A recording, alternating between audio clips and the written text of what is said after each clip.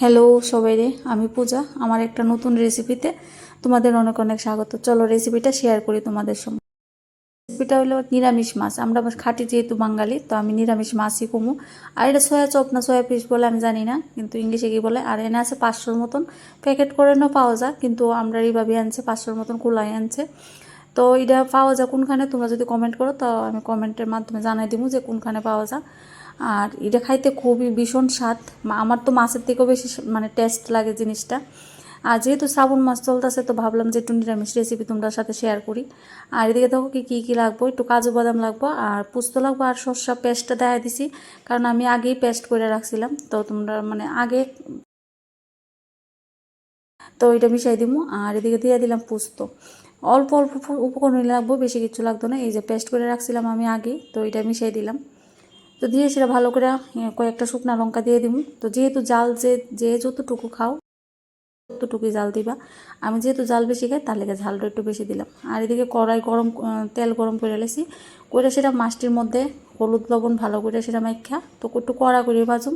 হালকা করে ভাজা যায়, তো আমি ভাবলাম যে একটু কড়া করে ভাজি। এটা লিয়ে মানে পরে ভাঙতো না আর কি, জিনিসটা খাইতেও বেশ টেস্ট লাগবো।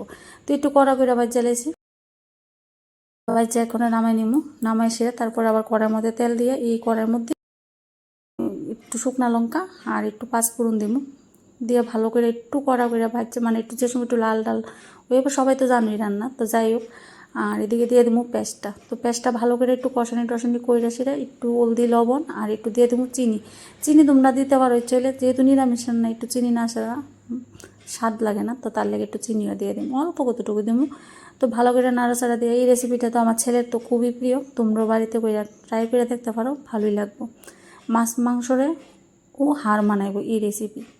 তো যাই হোক, মানে একটু জল একটু গরম হয়েছে, আর তারপরে মাছটি দিয়ে দেবো। এখন মাছটি দিলে ভাঙতো না, কারণ আমি যেহেতু কড়া করে ভাজছি আর কি। তারপরে মাখা মাখা করে সেটা একটু লাস্টে দিয়ে দেবো একটু কাস্তুরি মেথি। কাস্তুরি মেথি দিলে ফ্লেভারটা তরকারি ভালো হয়।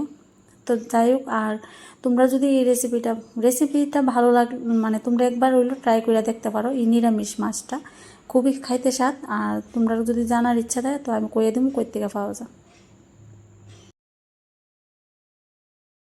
সবাই ভালো থাকবে, সুস্থ থাকবে।